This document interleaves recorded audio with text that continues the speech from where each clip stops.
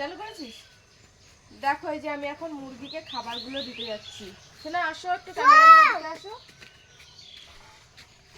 শোনা, এই দেখ এই যে ডিম পেড়েছে মুরগি। এই দেখো, এই বাবা পুচকে একটা ডিম। এত ছোট ডিম, দুটো মুরগি দেখো এখানে। এই যে আমার দিকেই নিয়ে দেখ, আমি এইদিকে দেখাচ্ছি যে মুরগি দেখাতে, এই যে দুটো ডিম, ও আমার দিকে ক্যামেরা উঁচু করে রয়েছে। আর দেখি দাঁড়া, খুঁজে নেই দেখি আর পারিস নাকি। না একটাই। ওই যে আরেকটা কথা কই? নাই, একটাই পেরেছে। এই দেখো আমার দিকে দেখা।